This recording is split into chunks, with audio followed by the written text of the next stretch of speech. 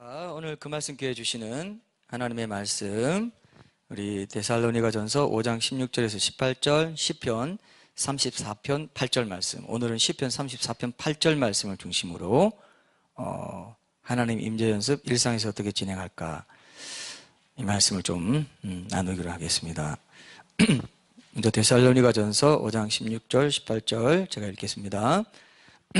항상 기뻐하라, 쉬지 말고 기도하라, 범사에 감사하라. 이것이 그리스도 예수 안에서 너희를 향하신 하나님의 뜻이니라. 시편 34편 8절 한 절입니다. 짧은 한 절인데요. 제가 읽겠습니다. 시편 34편 8절 말씀. 너희는 여호와의 선하심을 맛보아 알지어다. 그에게 피하는 자는 복이 있도다. 아멘. 자, 오늘 우리가 함께 본 영상을 제가 찾아보기 전에 먼저 이상화 선수가 이제 500m 그 피겨스케이팅 경기에서 은메달을 땄다는 뉴스를 신문에서 먼저 봤습니다. 37초 33이라는 이 기록을 내는 아주 짧은 레이스를 이제 펼치기 위해서 이상화 선수가 오랜 시간 동안 부상과 싸우고 부담감 뭐 이런 거, 또 자식이 자신과의 싸움, 이런 것들을 이겨냈다는 그런 내용이었는데 저게 참 감동적이었어요. 그런 얘기 들으면 여러분 감동받죠? 그죠? 야, 저거 한순간 정말 짧거든요. 정말 짧은 한순간인데 그 순간을 위해서 얼마나 많은 그 수고를 하는지 모릅니다. 얼마나 많은 노력을 하는지 몰라요. 원래 이 네 번째 올림픽인데 원래 세 번째 올림픽에서 2연패를 달성하고, 밴쿠버 올림픽이랑 소치 올림픽에서 그 2연패를 달성하고 그만두려고 했습니다. 근데 평창 올림픽이 어디서 하는 겁니까? 우리나라 조국에서 하는 거니까 안 나갈 수 있어요, 없어요? 주위에서 야, 이거 꼭 나가야 된다, 이렇게 한 거예요. 그래서 부상도 당하고 고질적인 무릎 부상도 있고 여러 가지 그런 어려운 상황에도 불구하고 다시 또 4년 동안을 준비한 겁니다.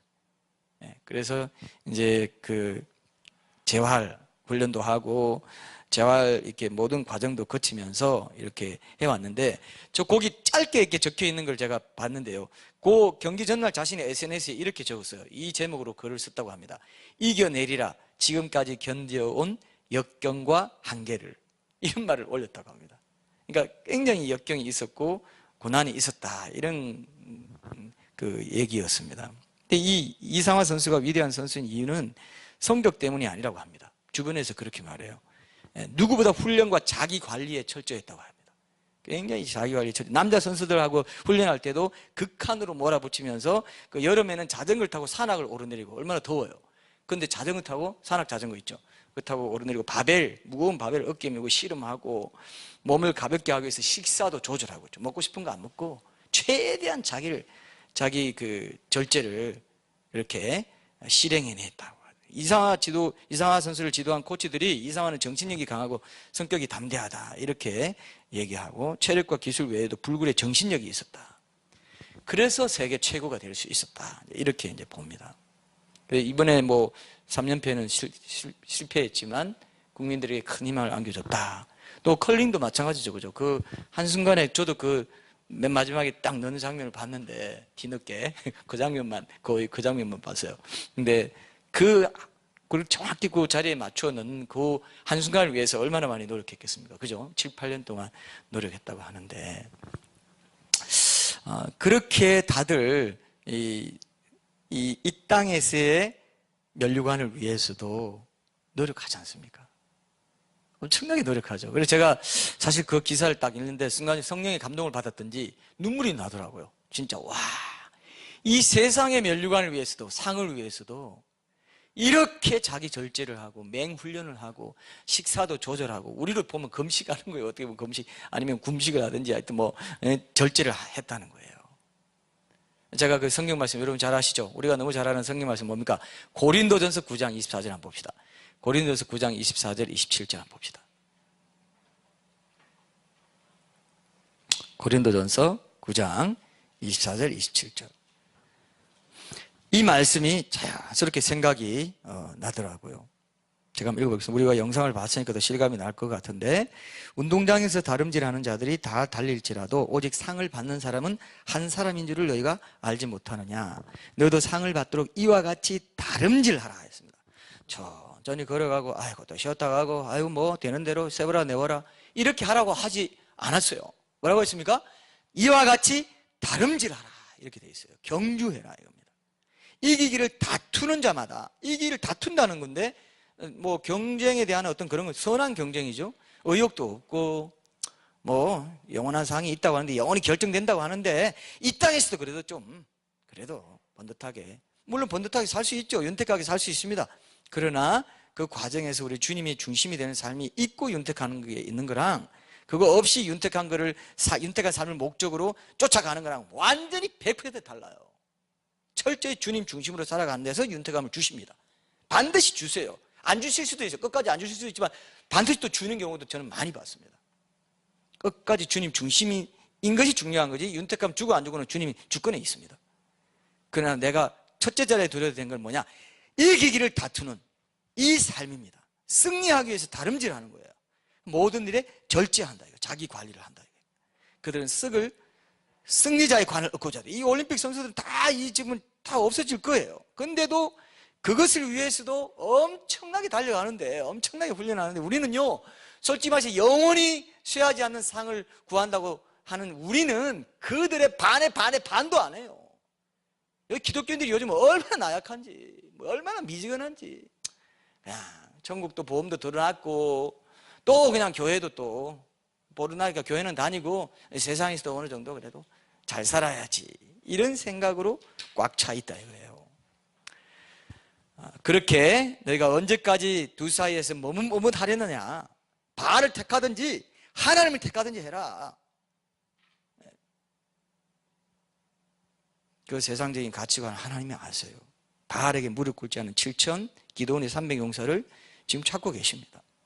특히 이 마지막 때에 찾고 계세요. 그런데 우리가 지금 썩을 승리자의 면류관을 부러워하면서 그것을 쫓아가는 경우가 얼마나 많은지 모릅니다. 절대 자기 관리 안 합니다. 절제 안 합니다. 불굴의 정신력을 가지고 기초 체력을 길러보겠다는 그런 마음이에요. 하나님 인재 연습은 뭐냐? 이건 기초 체력 기르기. 완전히 이것을 통해서 이걸 해야 바벨 들어 올리고 산악 자전거 타고 올라가고 여름에 땀 뻘뻘 흘리면서 그렇게 안 해도 될 것 같아요. 조금 한 1초 더 빨리 가요. 0.01초 더 빨리 하려고 그렇게 고생을 합니다.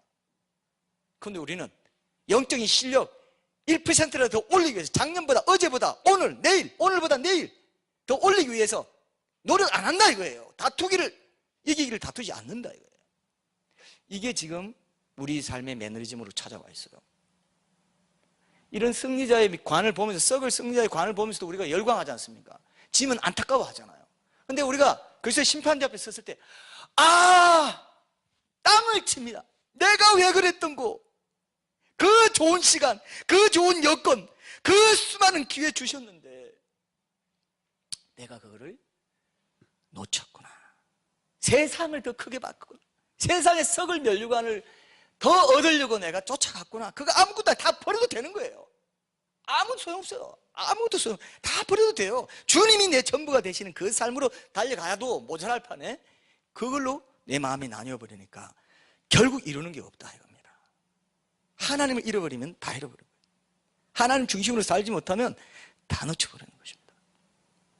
그게 이기기를 다투는 거예요. 우리는 하나님을 얻으려고 지금 가는 겁니다. 하나님 그 천지를 창조하신 그 하나님 내 전부가 되시는 사람 얼마나 좋으세요. 내가 너의 상급이고 내가 너의 지극히 내 자체가 너의 상급이야. 아브라함에게 내가 너의 지극히 큰 방패다. 큰 상급이고 너의 방패다. 이 싸움이 여러분 하나님 인지에서 하면요 사람들이 비웃어요. 이거 초보적인 거 그거 뭘 자꾸 그렇게 강조하십니까? 그게 사탄에게 속는 거예요. 그대로 속는 겁니다. 제가 그동안 여러분들에게 어떤 거 얘기했습니까? 그동안 기초체력 이제 임재연습 구체적으로 들어가기 전에 기초체력으로 이렇게 염려할 때 염려가 찾아올 때마다 기도 제목으로 바꿔가지고 감사함을 하나님께 알아주십시오. 계속 하십시오. 계속 하세요. 계속 말해왔죠? 그 다음에 정한 기도 시간 딱 내가지고 거기서 하나님 임재를 느껴야 그 임재를 가지고 하루 종일 임재로 갈 수 있습니다. 얘기했죠? 그 다음에 코람데오 하나님 앞에 늘 있다. 하나님 내 모든 걸 다 하신다. 내 모든 사사치 내 중심을 다 보고 계시는 분들, 언제 어디서든지 내가 저 하늘 끝에 갈지라도 하나님 거기서도 나를 보십니다. 기억하십시오. 세 가지를, 적어도 세 가지 얘기했어요. 그걸 지금 여러분들이 하고 있다면 큰 문제가 없어요. 근데 안 하고 있는데도 뭔가 하나님 임재 연습 이 진도 언제까지 나가지? 이렇게 하고 있다면 그건 속는 거예요. 그걸 하고 있으면 이제부터 시작되는 구체적인 임재 연습의 방법, 이것이 여러분들의 팍팍팍팍 다가올 겁니다. 꽂힐 겁니다. 다가 꽂혀요. 내가 영원히 이제는 이전과 같지 않아요. I'll never be the same. 그런 거 있잖아요. 예? 영원히 이전과는 같지 않을 거야. 이전 내 염려하던 삶은 빠이빠이야. 영원히 처리돼 버렸어. 그걸 지금 구하고 있는 우리는 연초부터 하나님이 우리 교회에 주신 비전이에요. 이게 제 마음에 주신 분명한 목적입니다. 이번에 여러분들이 이거 새롭게 하지 못하면요, 교회사의 신앙 선배들이 이거를 구했어요. 잔든 기영이든 에이든 토즈든 로렌스 형제든 프랭크 루바브 이런 유명한 사람들 있죠. 그리고 항상 주님과 친밀한 교제를 가졌던 사람들은 꼭 이거를 얘기해요. 이거 없으면 안 되는 거예요. 그리스도를 본받아를 쓴 사람 누구죠? 갑자기 생각하는데 토마스 아 캠피스라든지 이런 사람들 딱 들어보면 이 친밀한 교제와 동행을 생명을 걸어놓고 추구했다 이거예요. 왜? 절대로 안 쉽거든요. 죽어도 안 되는 거거든요. 이게 될 것 같죠? 죽어도 안 돼요. 내가 죽어야 돼요. 죽어도 안 되는 게 아니라 내가 죽으면 됩니다. 자아의 죽음, 부활, 신앙, 행함 있는 믿음 다 연결되어 있어요. 이거 붙잡으면 다 붙잡아요. 왜? 하나님을 얻는 거니까. 하나님이 내 안에 사시게 하는 거기 때문에 해결이 돼버려요. 더 이상 예전과 같은 삶은 살지 않습니다. 믿습니까 이거요? 믿음이 와요? 느껴져요? 실감이 나요? 이거 놓치면 끝이에요. 없어요. 이거를 계속 얘기하고 있어요. 구약에 전부 뭐라고 있어요? 한 문장으로 하나님을 친근히 하라. 그걸 끝 구약 신학자들이 밝혀내고 딱 한 문장 남았는데 하나님을 친근히 하라. 그밖에 없다는 거예요. 신약도 밝혀내고 그리스도 안에서, 그리스도 안에 거하는 삶. 내 포도나무가 네 가진다. 나를 떠나서 너희 아무도 할 수 없어. 내 임재 안에 있지 않고 너 아무도 할 수 없어. 상이 안 돼. 가지 불태워져 버린 거야. 네 의로 했고 네 자랑으로 했어. 네 지식으로 네 명예로 했어. 네 영광을 구했다. 너를 모른다. 이렇게 되는 겁니다. 다 알죠? 그러나 모른다 하는 거예요. 오늘 이 말씀과 관계 있어요. 시편 말씀. 맛보아 알지어다. 그냥 알라고 한 게 아닙니다. 맛보아 아는 게 중요한 거예요. 오늘 거기에 원어 뜻도 찾아보면서 맛보아 알기 위해서 우리는 하나님 임재 연습을 해야 된다는 것을 오늘 우리가 분명히 붙잡아야 돼요. 그래서 구체적인 연습으로 들어갈 때 동기부여가 확실히 돼야 됩니다. 자, 우리가 이걸 알기 위해서 이제 하나님의 임재 연습을 한다고 하면 낯설어 하는 분들이 확실히 있습니다. 제가 아까 조금 서두에 말씀드린 것처럼 아니 하나님 항상 나와 함께 하시는 분인데 뭐 또 굳이 그 임재를 연습하기까지 하고 이렇게 요란을 떨고 뭐라고 합니까? 그거를 별나게 하는 걸 뭐라고요? 야단법석. 야단법석은 또 너무 사자성어 수능고사 형식으로 가게 됐는데요. 그것도 좋아요. 아수라장? 그건 아니고 전혀 다른 거고요. 어쨌든 굉장히 낯설어. 왜 그렇게 요란을 떨고 유별나게 그러고 아이고 별나다 이렇게 할 수 있습니다. 자, 여러분 오늘 중요한 거 여러분 한번 붙잡으셔야 됩니다. 굉장히 중요합니다. 오늘 시편 34편 8절 말씀을 하나님 임재 연습에 우리가 왜 정성을 들이고 힘쓰고 애를 써야 되는지 거기에 이 본문에 비밀이 있습니다. 자, 시편 34편 8절 제가 다시 읽어볼게요. 너희는 여호와의 선하심을 맛보아 알지어다. 그에게 피하는 자는 복이 있도다. 자, 이 말씀을 대하면서 여러분들에게 이제 하나 물어볼게요.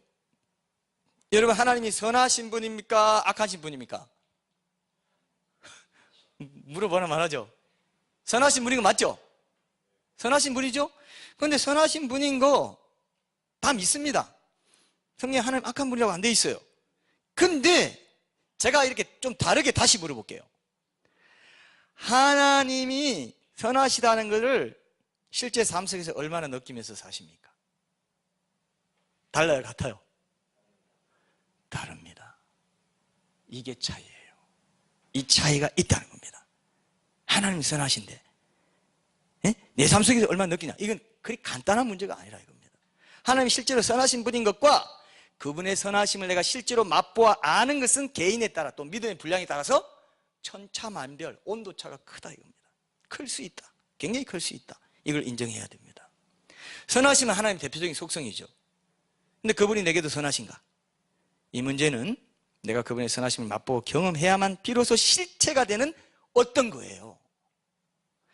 여기서 우리가 하나님의 임재와 또 이 부분을 한번 유추해서 볼 수 있습니다. 하나님의 임재도 마찬가지인데 하나님 온 우주 어디에도 안 계신 곳이 없어요. 이거를 더 아까 하단법석 같은 사자성어를 하면 뭐라고 합니까? 안 계신 곳이 없다는 걸 뭐라고 해요? 예? 무소부재, 전지전능, 모든 걸 알고 모든 데 능하다. 전지전능, 무소부재. 하나님의 속성이에요. 반드시 그러십니다. 안 계신 곳이 없어요. 신학적으로 이것을 뭐라고 하냐 하면은 임재와 또 연결해서 보면은 편재라고 합니다. 편재 아시죠? 하나님은 안 계신 곳이 없어요. 그럼 그분의 피조 세계의 한 부분인 나에게도 계셔요, 안 계세요? 편재하십니다. 반드시 계십니다. 나와 함께 하세요. 근데 내가 그분이 나와 함께 하신다는 걸 실제로 얼마나 누리고 느끼고 맛보고 사느냐 하는 것은 같아요, 달라요? 같아요, 달라요? 다르죠? 편재와 임재를, 그 편재와 임재의 차이를 생각하십시오. 하나님의 속성이지만 임재와 편재는 다를 수 있다는 거. 왜? 하나님은 늘 선하시고 편재하시는 분이지만 나는 그분처럼 늘 그렇지 못한 존재이기 때문에 1차적으로 그렇고요. 그래서 하나님이 늘 선하시고 편재하시는 분이지만 내가 실제로 그 선하심과 임재하심을 나 일상 속에서 실제로 맛보고 누리고 그렇게 함에 따라 어떤 상황에서도 그분의 선하심과 임재하심을 놓치지 않고 주장할 수 있는 그런 믿음의 능력과 담대함과 지혜를 공급받으려면 내 편에서 치열한 연습이 필요하고 믿음의 그런 적용이 필요하다는 것을 여러분 오늘 꼭 기억하셔야 돼요. 아까 우리가 영상에서 봤잖아요. 그 승리를 경험하기 위해서도 엄청난 자기 절제의 노력, 훈련을 하는데 우리 신자들의 목표는 뭡니까? 만물의 창조자이시고 가장 존귀하신 하나님을 얻는 것이고 그분을 전적으로 내 편으로 만드는 것이고 그분의 임재와 동행을 사모하는 거라면 우리 연습은 얼마나 가치 있는 것이겠는가? 얼마나 더 정말 열성을 내야 될 부분이겠는가? 이걸 생각하셔요. 자, 여러분 보세요. 자, 제가 한번 보세요, 여러분. 세상에서요, 사람들이 이거 해라 저거 해라 뭐 유튜브 보면 동영상 많이 나오죠. 뭐 강의하고 특강하고 여러분 마음의 평안을 얻으시고 우리가 좀 행복하게 살려면 이거 해보세요, 저거 해보세요, 저거 하시고 이것도 해보면 좋고 아침에 일하면 이렇게 말하면 좋고 저렇게 하면 좋고요. 뭐 친구들하고 이렇게 하면 좋고요. 뭐 이렇게 말 많이 하죠. 온갖 처세술 많이 가르치죠. 그게 뭐냐 하면요, 사실은 우리는 정통으로 알고 있는 거예요. 하나님 임재 연습이에요. 사실은요. 그런 묵상을 하게 됐어요. 정말 이해하죠? 이렇게 하면 좋고 이렇게 하면 사람 마음이 조금 그래도 나아요. 그리고 행복을 누릴 수 있습니다. 관계도 또 개선이 됩니다. 이게 뭐냐면은 사실은 그 모든 만물을 창조하신 하나님의 임재를 연습하면 다 해결되는 건데 그걸 갖고 사람은 모르니까, 하나님은 모르니까 이거 해보라 저거 해보라 하는데요, 그건 놓치고 있는 거예요. 핵심을 놓치고 있는 거예요. 핵심을 잡고 하나님 사랑을 잡고 이웃 사랑으로 가야 되는데 그걸 놓치니까 이 이웃 사랑만 갖고 내 만족을 얻으려고 하니까 결국에는 인생 무상이다. 항상 있는 건 없구나. 인생 무상이 무슨 뜻입니까? 항상성이 없다 이거예요. 지나가면 그뿐이다 이거예요. 기쁘고 좋고 맛있는 거 먹고 막 놀고 했던 것도 지나고 나면 아무것도 없네. 뭐 남았지? 아무것도 없어요. 아무것도 일장춘몽이라고. 뿌리 없이 살면 그렇게 된다. 하나님을 내가 소유하고 있지 못한다면 그렇게 살 수밖에 없다 이겁니다. 인생을 낭비하지 않고 시간을 낭비하지 않고 돌아가지 않고 세상에서 피조물로부터 어떤 마음의 기쁨과 평안과 위로를 구하려 하지 않고 창조자 하나님 그분 자신에게로부터 직접 그 선하심과 보호하심을 얻어 누리려 하는 것이 하나님 임재 연습이고 그것이 가장 복된 거예요. 여러분 이거 믿으시죠? 이게 가장 복된 거예요. 이게 가장 복된 거예요. 근데 그분은 그냥 그 복은 그냥 주어지는 그런 것이기 전에 믿음으로 취하는 연습이 필요하다. 아까 편재, 임재, 선하시지만 그죠? 내가 그 선하심을 얼마나 느끼고 누리고 실제로 적용하고 그래서 내가 이 상황 가운데서도 이 어려운 상황 가운데도 힘든 상황 가운데서도 모든 것이 한결같이 선을 이루시는 그 선함, 여호와의 선하심을 맛보아 알지어다 할 때 이 선하심은요 그 선함이에요. 우리 입장에서 내게 좋은 걸 주신다, 이게 아닙니다. 하나님 입장에서 모든 걸 다 하시는 하나님 입장에서 너에게 가장 좋은 걸 주겠다는 그 선한 거예요. 그게 토브라고 하는 겁니다. 히브리 말로 토브라는 것은 그 좋음, 아름다움, 조화, 이런 걸 뜻을 갖고 있어요. 그래서 하나님이 합력하게 선을 이루게 하시는 그 선, 내가 합력하게 선을 이룬다는 말은 왜 했냐면요, 내가 볼 때는 이 지금 상황이 좋지 않아. 이런 상황에서 뭘 하나님이 내게 해주실 수 있을까? 하나님 원망하고 불평해 버립니다. 근데 하나님 입장에서는 뭡니까? 제일 좋은 걸 알기 때문에 이걸 또 합력해가지고 선을 베풀어 주신다 할 때 그 선하시면 똑같은 거예요. 이해되시죠? 그 선을 이루시는 그 하나님, 그 하나님을 믿고 그 하나님의 선하심을 맛보아 알 때 비로소 내게 믿음이 자라게 되고 하나님의 임재 연습이 뭔지, 그 행복이 뭔지를 알게 된다. 염려를 안 해버려요. 하나님이 선하시니까 나는 맛보아 알았기 때문에. 맛보아라, 그냥 알라는 게 아닙니다. 그죠? 지식적으로 그냥 알라는 게 아니에요. 단순한 정보 차원에서, 요즘 정보 홍수 시대죠. 정보가 너무 많아가지고 설교도 정보의 하나로 들어요. 조금 더 나은 지식 없나? 조금 더 나은 정보 없나? 그건 일본 말로 누가 그런 말 하더라고요. 설교에, 최근에 설교 들었는데 제가 듣는데 나가리라고 해요. 나가리. 그건 나가리 되는 거예요. 나가리. 정보로. 지금 유행하는 게 그겁니다. 좋은 설교, 좋은 유명한 설교자리 설교 다 들어요. 다 들어. 기가, 머리 지식 엄청나게 많아. 마음이 안 날아, 가슴이 안 날아왔어요. 맛보아 아는 게 없어요. 왜? 하나님이 시시한 분이 아니거든요. 다 알거든요. 야, 맛보아 아는 거는 그렇게 아는 게 아니야. 그렇게 쉬운 줄 아냐? 그래, 또 아니야. 내가 얼마나 존귀한 자인데 네가 그렇게 쓰레기 더미에서 찾으려고 하니? 진주는 돼지한테 던져주지 않아. 나의 선함을 맛보아 알아라. 맛보아 알아. 이 맛본다는 말이요, 굉장히 또 깊은 뜻이 있어요. 맛보아 안다는 말이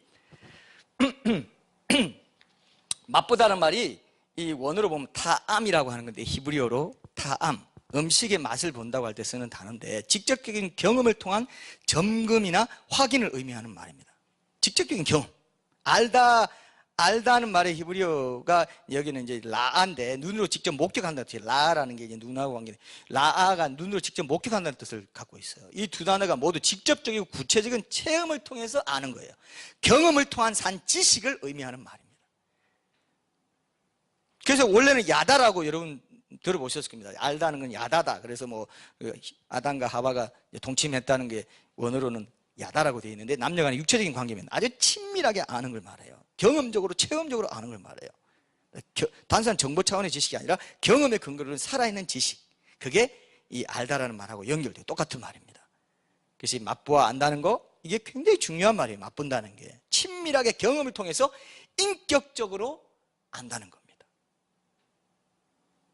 하나님을 참으로 아는 지식을 갖춘 신앙은 단순히 머리로 인식하거나 객관적인 정보 수준의 지식을 습득하는 그런 게 아니라는 거죠. 구체적인 삶을 통한 구체적인 체험, 이런 것들을 의미한다는 것입니다. 여러분, 하나님 비인격적인 존재가 아니잖아요. 인격적인 존재를 안다는 것은 관계성이 중시되고 지성, 감정, 의지, 하나님의 형상의 지성, 감정, 의지죠. 다 동원되는 그런 전인격적이고 체험적인 지식인 거다. 그게 맛보아 안다는 말의 뜻입니다. 이게 하나님 인재 연습의 대전제가 되는 거예요.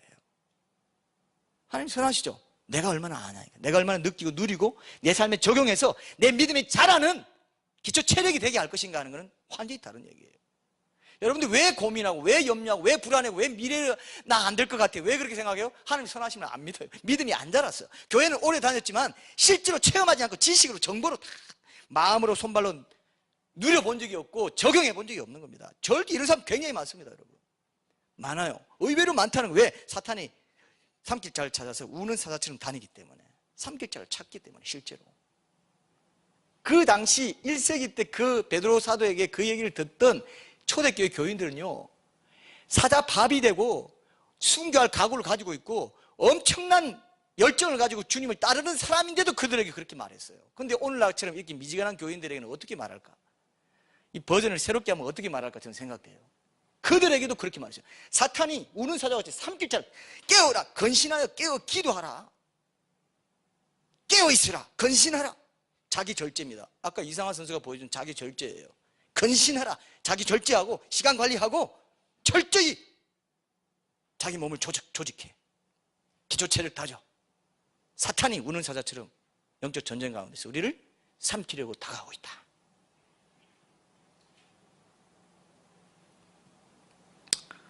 저는 올림픽 이 시즌을 보면서 늘 그 생각을 해봅니다. 묵상을 하는 거죠. 사실 이것도 이제 하나님 임재 연습하고 관계 있는데 다음번에 제가 이런 얘기도 좀 해드릴게요. 다 연결되어 있습니다. 이런 부분들을 여러분들이 이번에 붙잡으십시오. 굉장히 중요한 것입니다. 맛보아 알지어다 했다는 거예요. 하나님이 선하신 하나님 임재를 누리는 삶을 살 수 있으려면 맛보아 알아라.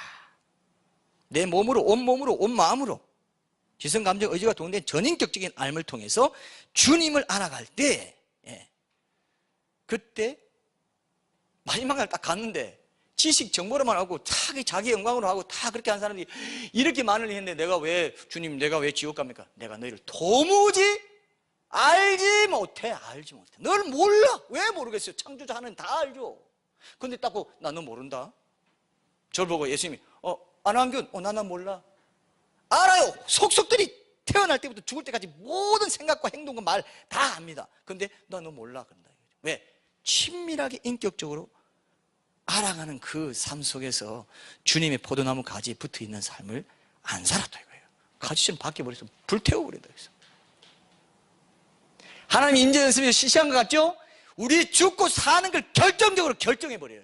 이게 안다 모른다예요. 내가 늘 안다 하면 된 거고 모른다 하면 끝난 거예요. 그 사람 친밀하게 내 안에 거하냐? 거주하냐? 그게 하나님을 친근히 해라. 구약과 신약의 그리스도 안에서 두 가지 합하면 그밖에 없다고 그렇게 얘기했는데도 난 나대로 살 거야. 걱정할 거 많아. 염려할 거 많아. 할 일이 얼마나 많은데 하나님 우선하라고? 나 싫어. 모든 일 그를 인정하라고? 그럼 범사에 너를 지도하시리. 나 싫어. 범사에 왜 그를 인정해? 내가 할 것도 많은데.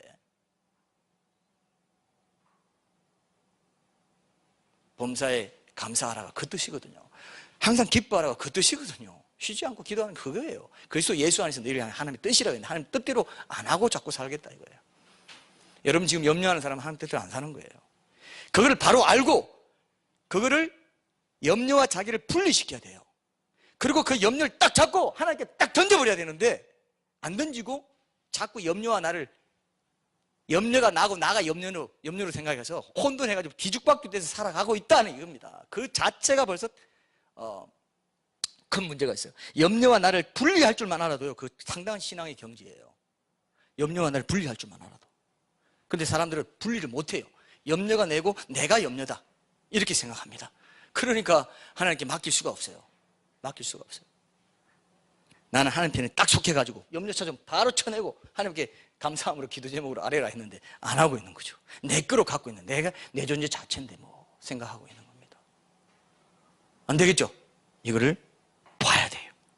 이 염려라는 영적인 실체, 이것이 나로 하여금 하나님께 가까이 가지 못하게 하고 친밀하게 교제하지 못하게 하고 그분의 선하심을 맛보아 알지 못하게 하는 주적이구나. 그래서 아무것도 염려하지 말라고 그렇게 한 거예요. 염려 365번을 했다지 않습니까? 염려가 적이니까. 그래서 제가 연초부터 이 얘기를 하면서 기도를 풀어가고 있지 않습니까? 이거 붙잡으면 행제하는 거고 안 붙잡으면 듣고도 그냥 놓치는 겁니다. 하나님이요 우리를 그렇게 인격적으로 대하기 원하시지 그냥 자판기처럼 이렇게 아무렇게나 강제로 야 나 내 임재 빨리 누려 내 임재 안 할 거야? 그렇게 못해요. 하나님 그렇게 안 하십니다. 편재하시고 이 편재의 가능성 속에서 임재를 구하는 자들에게 인격적으로 구하고 자원하여 기쁨으로 맞아들이는 자에게 하나님이 임재하신단 말이에요. 그래서 편재와 임재가 다른 겁니다. 임재는 하나님이 영원하시고 초월적인 속성에 있는 그분이 피조세계의 그 피조세계라는 특정된 시공간 속으로 자신을 제한해서 들어오시는 거예요. 그럼 언약 백성들에게 그렇게 들어오십니다. 편재는 그냥 일반적으로 보편적으로 자연적으로 온 피조세계에 거하시는 것이고 이 임재라는 것은 특정해서 언약 백성들에게 특정해서 자기가 자신을 성육신 하시든지 성육신이 가장 큰 사실은 하나님의 임재죠. 임재의 가장 큰 사건이죠. 어쨌든 하나님이 들어오시는 거예요. 지금도 그게 적용이 됩니다. 성령 안에서 그 일들이 이루어지고 있고 그것이 강제적으로 일방적으로 강압적으로 이루어지지 않기 때문에 우리가 지금 고생하고 사는 거예요. 하나님이 선하시고 임재가 있다는데도 나는 못 누리고 사는 거예요. 왜? 우리를 나를 존중하니까, 나를 인격적으로 대하고 나를 인격의 사랑의 대상으로 삼으시기 때문에 기다려주신다 이거예요. 야, 그래서 하는 게 뭡니까? 늘 설교를 통해서, 말씀을 통해서, 묵상을 통해서, 통독을 통해서 늘 설득하는 것밖에 없어요. 하나님은 설득하는 것밖에 없어. 야, 이래도 너 모르겠냐? 이래도 내 마음 모르겠니? 이래도 내가 너를 얼마나 사랑하는지 모르겠니? 내가 너를 얼마나 오랫동안 기다리고 있는지 모르겠니? 내가 너를 얼마나 존중하고 있는지 모르겠냐? 나는 코 깨서 가긴 싫어. 그렇게 받는 사랑은 나는 원하지 않아. 그죠? 그렇게 말씀하신단 말이에요. 여러분들이 자녀와 부모와 친구와 갖는 관계하고 똑같아요. 억지로 해가지고 무서워, 돈 많으니까 그냥 저 빌붙어가지고 어떻게 좀 제 돈 많이 가진 것 때가 이용해 먹으려고 그러는 거, 그런 사랑 좋아요? 좋아요? 안 좋죠. 하나님 똑같아요. 천국 가려고 하나님께 어떻게 빌붙어가지고 좀 친한 척하고, 그건 아니야. 다 알아요. 하나님. 내가 정말 좋아? 내가 정말 좋으니? 그런 사람 난 보고 싶다 이거예요. 나의 선한 것을 알아보는 사람, 맛보아 알아서 정말 주님 너무 좋아요, 너무 사랑해요. 그 고백을 얼마나 듣고 싶어 하는데요. 주님 사랑합니다 말 많이 하세요. 오늘 우리가 적용할 거 그겁니다. 그거 하나예요. 짧은 기도를 이제 많이 드려보는 훈련을 한번 해볼 텐데요. 자, 그렇게 하나님께서 그렇게 우리를 로봇으로 기계처럼 대하고 싶어 하지 않기 때문에 임재 연습이 필요한 거예요.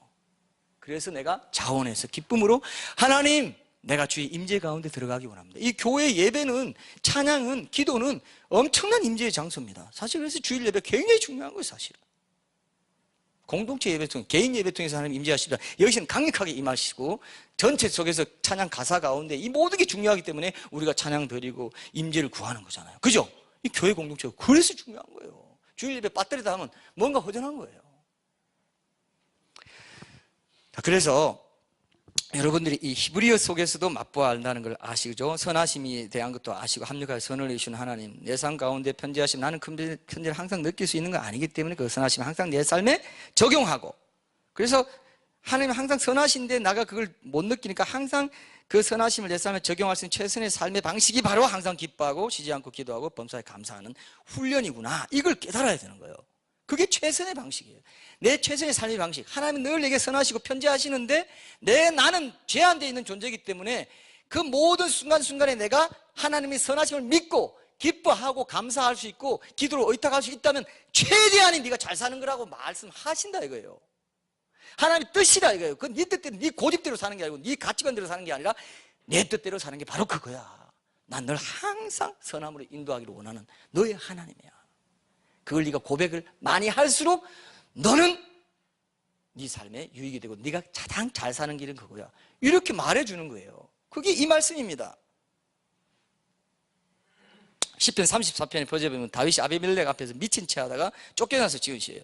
그 블레셋으로 쫓겨나갔을 때, 그때 살아남기 위해서 미친 채 하는 그런 신세 되었을 때 지은 시인데, 멀쩡한 사람 미친 채 해야 될 정도로 절박했는데 그 가운데서도 선하심을 맛보아 할지어다 이렇게 말해요. 여러분 제정신입니까 아닙니까? 이것도 제정신 아니죠? 근데 어떻게 이런 극도의 절박한 고난의 상황 가운데서 다윗이 이런 고백을 할 수 있었을까요? 지난번에 제가 말했죠. 지난번에 우리 10편 16편에 봤죠? 내가 여호와를 항상 내 앞에 모심이요 늘 하나님 임재 연습에 투철했던 사람이에요. 이 사람은. 그래서 임재를 늘 의식하고 그 하나님을 피난처로 삼아서 그분께 피하는 자가 될 수 있었기 때문에 맛보아 알지어다라고 하면서 권면하는 겁니다. 자, 우리가 다시 한번 봅시다. 시편 62편 8절 한번 보세요. 이 오늘 본문하고 똑같아요. 피난처, 피할 자 이런 게 똑같아요. 자, 이게 맛보아 아는 것이 시시로 그를 의지하고 그의 앞에 마음을 토하는 것임을 알 수 있어요. 성경에는 그런 게 많이 있습니다. 이렇게 대조해가지고 같은 뜻으로 볼 수 있는 것들도 해석의 한 차원으로 우리가 훈련 받아야 될 부분인데, 시편 62편 8절에 보시면 제가 읽어볼게요. 백성들아 시시로 그를 의지하고 그의 앞에 마음을 토하라. 하나님은 우리의 피난처시로다. 셀라 이렇게 되어 있는데, 오늘 말씀의 구조를 보세요. 너희는 여호와의 선하심을 맛보아 알지어다. 그에게 피하는 자는 복이 있도다. 이렇게 되어 있어요. 저는 이걸 같다고 봤습니다. 시시로 그를 의지하고 그의 마음을 토하면서 그분께 의지하면서 여호와의 선하심을 맛보아 알게 되는 비밀이 있구나. 이걸 저는 발견하게 됐어요. 맞습니까 여러분? 시시로 의지하고 시시로 의지하는, 그렇게 맛보아 아는 거예요. 맛보는 거예요. 내가 이런 말도 안 되는 상황 속에서 하나님의 선하심 믿고 의지했더니 그분의 선하심을 내가 맛보아 하는 거. 이제 옛날에 지식으로 알았는데 이제 내 몸으로 알게 되고 내 체험은 내 감정으로 알게 되고, 그죠? 내 의지에 드리는 이 헌신을 통해서 알게 되는 거죠. 지정의로 알게 되는 거죠. 전인적으로 알게 되는 거죠. 인격적으로 아는, 이걸 알고 살아갈 때 그분과 친밀하게 임재와 동행 가운데 살아갈 때 마지막 날 주님 앞에 설 때 내가 널 너무 잘 알아. 넌 매일 나와 동행했어. 내가 널 너무 잘 알아. 난 널 너무너무 기뻐한다. 근데 이거 제껴버리고 일에 들이분돼서 살았더니, 엄청난 사역에 들이분돼서 살았던 사람 딱 갔더니 너 누구야? 이 불법 행한 자들아, 성경에 뭐라고 돼 있디? 하나님 친근히 하라 했잖아. 네 마음대로 살았구나. 아무리 훌륭한 사역 많아도 선지자 노릇하고 귀신 쫓아 잘했다. 근데 나랑은 상관없어. 난 너 몰라.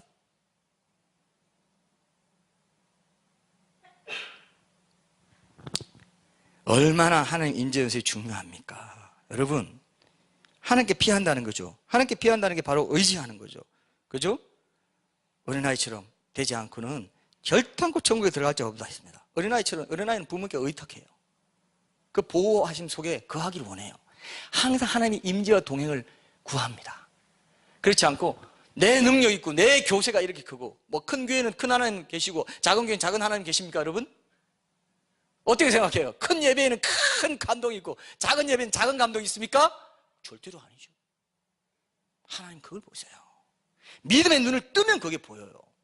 천군 천사가 그냥 불말과 불벽으로 있는 거 보입니다. 큰 교회도 귀하고 작은 교회도 귀한 거죠. 똑같이 귀한 거죠. 똑같은 하나님 계시니까요. 믿습니까 이거? 이거 믿어야 돼요. 절대 작은 교회 얕보지 마세요 여러분. 적당히 해야 되겠지. 절대 안 해요. 여러분, 작은 섬김 하나 맡은 거 철저히 감당하십시오. 하나님은 엄청난 복을, 상을 준비해 놓고 계세요. 자, 그래서 여러분, 제가 오늘 이번 주중에 이제 적용점 하나 제시하고 제가 결론을 맺겠습니다. 오늘 여러분, 이번 주중에 여러분들이 구체적으로 그러면 하나님 임재 연습 먼저 한번 제일 중요한 한 가지 먼저 소개하겠습니다. 자, 그게 뭐냐면은 짧은 기도를 드려보세요. 자, 제가 한번 물어볼게요. 우리가 일상 속에서 제일 짧은 기도 어떤 걸까요? 식사기도. 그렇게 말하는 것도 제가 또 그렇게 또 쏠려갈 것 같은 느낌이 드는데, 제가 이제 정신을 차리고 다시 이제 주제로 돌아와서, 식사기도 맞죠? 짧은 기도인데 더 짧은 기도, 정말 짧은 기도 있어요. 뭘까요? 예? 역시 우리 집사님이 제 세대와 가까워서 좀 이 정서가 통하는 게 있어요. 아버지, 이거 아버지, 예수님, 하나님, 주여, 이런 거 있죠. 어떤 사람은 이렇게 말해요. 오 마이 갓, 뭐 무슨 일이 생기면 오 마이 갓 하듯이, 아이고 주여, 이런 사람 있죠. 그런 거 말고요. 그거는 그냥 몇 마디 비명이야. 감탄사야, 감탄사. 그거 말고 정말 주님 찾는 거죠. 일상 속에서 주님, 예수님. 저는 이제 예수님, 예수님. 이건요 보통 믿음 아니에요. 그냥 아이고 주여 이거 말고, 아이고 예수님 이거 오 마이 갓 이거 말고요. 이거는 스님도 그래요. 스님도 어디 길 가다가 어디 빠졌는데 스님이 아이고 하나님 이렇게 했다는 거 아닌가. 아이고 하나님. 부처님 안 찾고. 이거는 종교를 비하하기 위한 의도는 전혀 아닙니다. 사실을 객관적으로 보도해 드리는 것이기 때문에 전혀 감정이 섞여 있지 않습니다. 그냥 예화로 쓴 것뿐이니까, 혹시 이 유튜브를 통해서 불교인들이 듣고 계시면 전혀 감정을 섞지 마십시오. 어쨌든 예수님, 주여, 굉장한 믿음이에요. 한번 해보세요.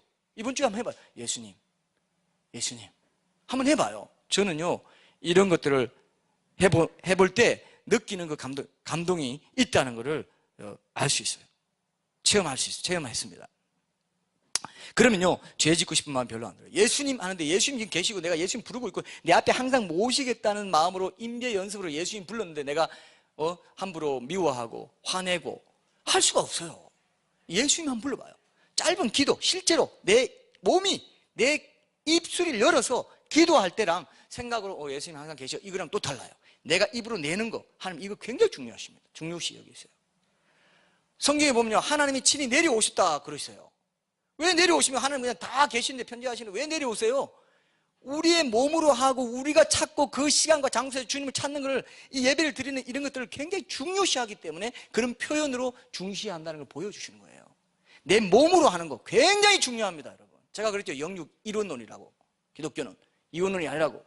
생각으로 하면 됐지 뭐. 생각 다 아니에요. 내 몸으로 하고 내 몸으로 무릎 꿇고 그 시간에 그 골방에 들어가 있는 거 하나님 굉장히 거기 기다리고 계신다니까요. 내 입으로 해보세요. 주여, 예수님. 그러면 이게 일상화될 때 좀 더 이제 조금 더 늘어나는 기도가 됩니다. 예수님 사랑합니다. 그리고 뭐 제가 좋아하는 거는 주의 임재를 사모합니다. 하나님 감사합니다. 저와 함께 해주세요.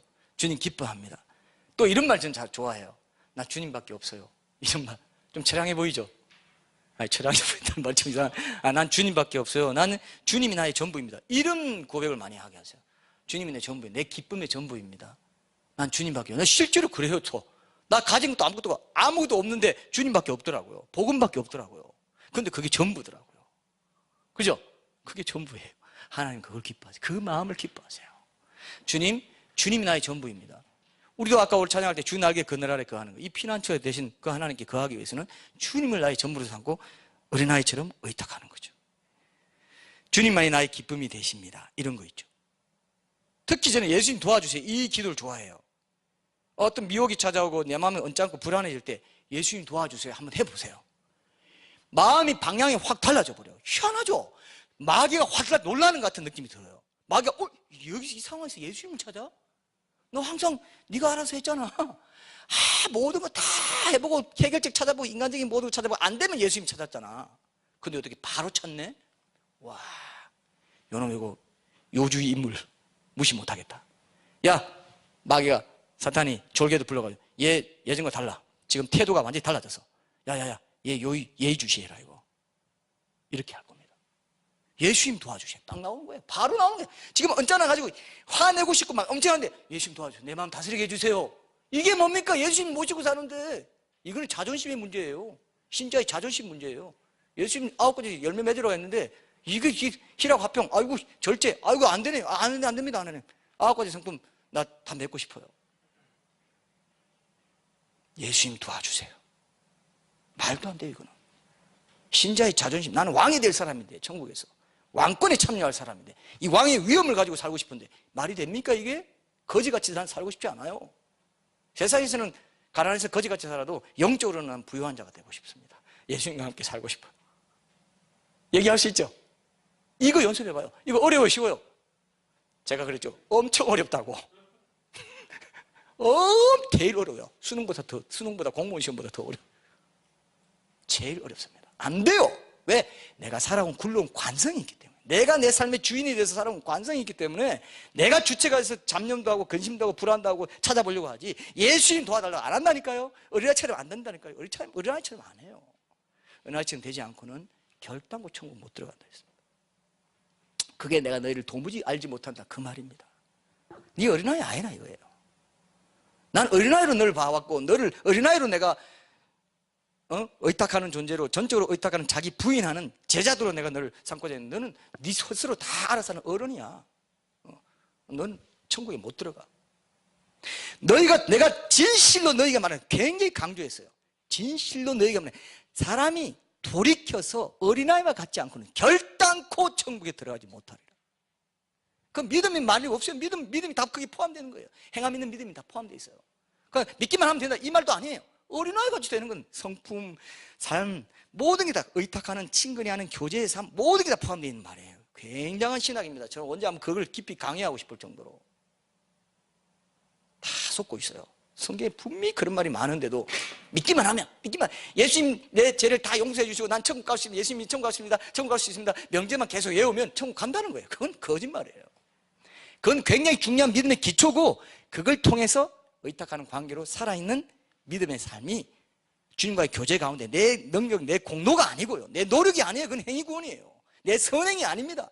주님께로부터 비롯된 주의 임재와 동행을 통해서 거기서 가지에 붙어 있을 때니 자연히 열매 맺는 그걸 말하는 거죠. 그 행함을 말하는 거예요. 그러니까 믿음이라는 거예요. 그것도 믿음이에요. 믿음이 행함이 통합된 믿음, 오직 믿음으로만 천국 갑니다. 근데 그 믿음의 내용이 뭐냐 했을 때 어떤 사람은 입술로 고백만 하면 끝났다. 아니 고백과 함께 그 고백에 맞는 주님과의 동행의 임재, 교제의 삶이 있어야 돼요. 거기서 하나님 사랑해서 이웃 사랑이 자연스럽게 드러나는 거죠. 내가 애써서 율법적으로 이웃 사랑하는 게 아니에요. 그건 선행이에요. 그건 행위 구원입니다. 이해되십니까? 이거 붙잡은 게 확 이게 전부라니까요. 이게 전부라니까요. 그런데도 안 해요. 예수님 불러라도 안 하고 예수님 도와주세요. 안 해요. 왜? 불러온 관성이 있기 때문에. 이걸 여러분 처절하게 회개하고 눈물로 회개하면서 하나님 그동안 내가 정보, 지식 이런 걸로 주님 알았지 내가 맛보아 알지 못했습니다. 야다로 알지 못했습니다. 친밀하게 인격적으로 남녀가 육체적인 관계를 맺을 때 그 두 사람만 아는 그 비밀스러운 주님과의 알미 없었습니다. 저를 깨트려 주십시오. 어린아이처럼 되게 해 주십시오. 이게 하는 임재 연습이에요. 얼마나 초보적으로 보여요. 그런데 그 임재 연습 얼마나 초보적, 그렇게 사탄이 싹 속여놨어요. 더 오상한 지식, 더 뭔가를 찾아라 이거예요. 그게 연기주의를 그 아류입니다. 지식으로 구원을 얻으려고 하는 거예요. 몸으로, 내 삶으로, 일상 속에서 하나님 나라를 일구 가는 거는 제껴버리는 거예요. 그게 현대판 영지주의예요. 그게 무서운 겁니다, 여러분. 그 덫에 잘못 빠지면 세상 영현을 쫓아가지고 지식을 쫓아가면서 계속 지식으로 뭔가 새로운 자극, 새로운 좀 더 나은 지식, 그거 속는 거예요. 임재 연습으로 어린아이처럼 돌아와야 돼요. 안 그러면 절대로 내가 거룩해지는 삶의 훈련으로 들어갈 수가 없어요. 또 우리 신앙 선배들이 잘한 거 이제 소개하고 끝낼게요.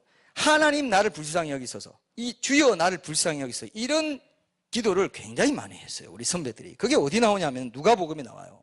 누가복음 18장 13절 한번 봅시다. 마지막으로 한번 보고 결론 맺을게요. 누가복음 18장 13절에 보면은 누가복음 18장 13절 제가 한번 읽어볼게요. 세리는 멀리 서서 감히 눈을 들어 하늘을 쳐다보지도 못하고 다만 가슴을 치며 이르되 하나님이여 불쌍히 여기소서 나는 죄인이로소이다 하였느니라. 이 말씀에 보면 세리는 자기의 의를 내세우는 바리새인의 기도와 달리 단순히 하나님이여 불쌍히 여기소서 이렇게 나는 죄인이로서 이렇게 기도했어요. 근데 하나님께서 이 기도를 기쁘게 받으셨다고 했습니다. 교회사에서 이 구절에서 우리 신앙 선배들이 뽑아가지고 하나님의 긍휼과 임재를 구하는 기도를 했어요. 그래서 주여 나를 불쌍히 여기소서. 그 예화로 이런 게 있더라고요. 그 19세기의 어느 러시아 농부가 오늘 본문에 나오는 그 쉬지 말고 기도하라. 우리가 지금 본문을 계속 택하고 있죠. 이 바울의 명령에 정말로 순종하고 싶어가지고 이 마음이 너무 간절해가지고 여러 그 언자들을 찾아다니면서 이렇게 답을 구했다고 해요. 그러다가 마침내 어떤 성자 한 사람이 이 사람에게 이렇게 기도하십시오. 주 예수 그리스도여 저를 불쌍히 여겨주소서. 이건 날마다 그냥 말하라고 하지 않고요. 날마다 몇천 번씩 해라. 이렇게 말했어요. 너무 과하죠? 너무 과하죠? 근데 이걸 깨트리려고, 관성을 깨트리기 위해서 그렇게 일단 초반에 그렇게 시킨 것 같아요. 이거 필요할 수 있죠. 날마다 그 기도를 실천해가지고 나중에 서서히 그 기도가 거의 호흡과 맥박이 되고 거의 뭐 하나가 돼버리고 연합이 돼버리고 그리고 나중에 이 사람이 약간의 빵과 소금을 배낭에 넣어가지고 러시아 전역을 다니면서 끊임없는 기도의 삶을 이게 실천하는 그런 얘기가 이제 중요한 예화로 전해 내려오고 있어요. 사실 이 짧은 기도와 관련된 것들이 많이 있습니다. 그래서 여러분 이 부분을 계속 이런 내용도 계속 기도하면서 입에만 머물지 않고 가슴까지 내려가게 하고 그죠? 그래서 기도로 충만한 마음을 유지한 상태로 살게 되는 이런 것들이 짧은 기도를 통해서 여러분들의 삶을 임재 연습 가운데 가게 해줍니다. 그래서 꼭 기억하시고 오늘 결론은 뭐냐? 좀 여러분들이 그죠? 짧은 기도를 통해서 내 생각 속에 예수님이 차지하는 비중이 굉장히 작은데 이 비중을 점점점 넓혀가는 거죠. 예수님 초대하는 겁니다. 계속 내 삶의 자리에 초대하는 겁니다. 그죠? 초대하면서 넓혀가는 건 절대 그냥 되지 않아요. 대충 되지 않습니다. 굉장히 어렵습니다. 굉장히 어려워요. 그걸 계속 여러분 의식해서 짧은 기도를 통해서 외마디 비명 같은 짧은 기도를 통해서 예수님 찾든지 예수님 도와주세요 하든지 주님이 나의 기쁨이 예수님 사랑합니다. 이런 걸 통해서 이번 한 주 동안 한번 실행해 보십시오. 네 번째 실행 사항이 되겠습니다. 첫 번째는 뭐였어요? 첫 번째는 뭐였어요? 염려를 기도로 주님께 감사로 맡기는 거. 두 번째는 그죠? 그 정기적인 기도의 시간을 갖는 거. 그다음 세 번째는 코람데오 항상 하나님 앞에 있다. 그다음 네 번째 짧은 기도로 항상 하나님 앞에 있으니까 짧은 기도로 하는 거 하면서 염려를 이제 맡기는 훈련이 자연스럽게 이루어지도록 그렇게 하셔서 여러분들이 삶 속에서 임재 연습을 실천해보는 한 주가 될 수 있도록 하시기 바랍니다. 우리 찬양하고 결단하겠습니다.